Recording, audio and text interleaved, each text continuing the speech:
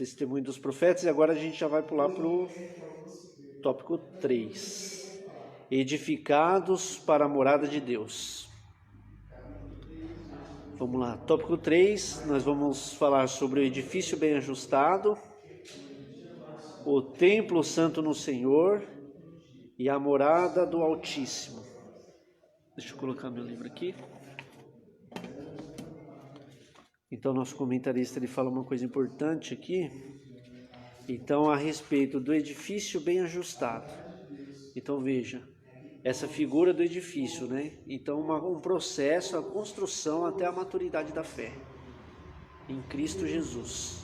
Então, ele diz: o crescimento da igreja também depende de tudo ser bem ajustado a Cristo. Tá? Então, tudo muito bem ajustado a Cristo. Participando da vida de Cristo, através do corpo, né? A esperança do amor eterno, através da figura da noiva, né? E participando dessa construção do edifício, né? Num caráter de processo, tá? Até a maturidade da fé.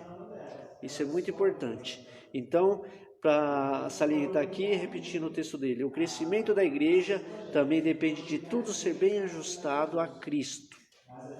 Então vamos lá. Eu tomei umas notas aqui para falar a respeito disso. Um edifício bem ajustado. Então, pelo menos 3 tipificações a respeito disso, né? Uma significação simbólica. Bom, um edifício bem ajustado é típico do próprio céu, isto é, do santuário não feito por mãos humanas, conforme Hebreus 9:24. Também é típico do corpo do crente, que é o santuário ou templo do Espírito Santo, né? Então lembra que nós estamos fazendo a transição de um edifício físico, de uma organização, para um edifício espiritual, um organismo espiritual. Ali é a essência da igreja, tá? O novo povo formado entre judeus, gentios, servos, ricos, pobres, homem e mulher, tá? Também é típico da igreja que está sendo edificado para a habitação de Deus no Espírito. Então, nessa analogia, os crentes individuais são representados como pedra. Então, conforme nós lemos lá no texto de Pedro. Mas vamos ficar aqui com João 2:19 e 21.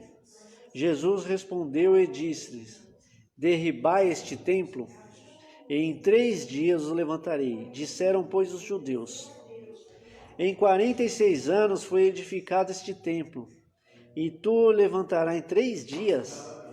Mas ele falava do templo do seu corpo. Veja aqui, ele falava do seu corpo, né? Um edifício bem ajustado. Então estão fazendo a transição, né? De uma instituição, uma organização de caráter externo, templo, para o corpo de cada crente, que é a pedra viva inserida no edifício, ou membro do corpo de Cristo. Essa consideração espiritual, tá? Então isso é muito importante. Agora, então, nós falamos no início da lição, do santuário, onde Deus se faz presente. Então, ele se faz presente através do Espírito Santo no corpo de cada crente. Então, essa expressão corpo, uma característica de natureza em todo o ser humano, né? Mas na toda a sua característica tríplice, tá? Corpo, alma e espírito. Então, como um tabernáculo, né? Pedro usa essa expressão para o seu corpo, o tabernáculo, né? Vai falar, estou prestes a deixar o meu tabernáculo. Ele estava se referindo ao seu corpo. Então vamos lá. Templo santo no Senhor, no segundo tópico. Então todo cristão que entra no corpo de Cristo é uma nova pedra Desculpa, irmão. Todo cristão que entra no corpo é uma nova pedra no templo de Cristo. A igreja é seu corpo formado pelos crentes, como nós lemos lá em Pedro. A edificação de Cristo, de sua igreja, não se completará até que cada pessoa de Jesus Cristo é o único e suficiente Salvador. Então, é sobre esta pedra edificarei a minha igreja. A confissão de que nosso Senhor Jesus é o Cristo. Ok? É esse que fundamenta a igreja, a confissão. Então a confissão de cada homem diante de Deus de que Jesus é o Cristo o insere neste organismo vivo. Ok? Então vamos lá. Deus se faz presente. 1 Coríntios 13,16. Não sabeis vós que sois o templo de Deus e que o Espírito de Deus habita em vós? Também texto importante. E repetindo o texto de 1 Pedro, capítulo 2, verso 5. Vós também, como pedra viva, sois edificado casa espiritual. Veja só. O texto agora vai ficando bem mais claro, né? Casa espiritual, sacerdócio santo, para oferecer sacrifícios espirituais agradáveis a Deus por Jesus Cristo. Então, essa transição do caráter externo para um caráter interno. Bom, morada do Altíssimo. O tópico 3. Nosso comentarista aqui deixou um aspecto importante também. Então ele vai falar: todavia a analogia paulina não se refere a uma estrutura material, mas sim ao crente que se tornou templo santo. Bem importante isso. Como resultado, ao desfrutar da comunhão divina, o crente recebe o livre acesso à presença do Pai, tornando-se assim morada de Deus no Espírito. Então o livre acesso foi promovido por quem? Por e tão somente nosso Senhor Jesus Cristo. Nós estudamos semana passada. Aquele que promoveu a reconciliação daquele que estava morto, né? Então passou da morte para a vida, né? A reconciliação através do nosso Senhor Jesus Cristo. Mas veja que características importantes a respeito disso.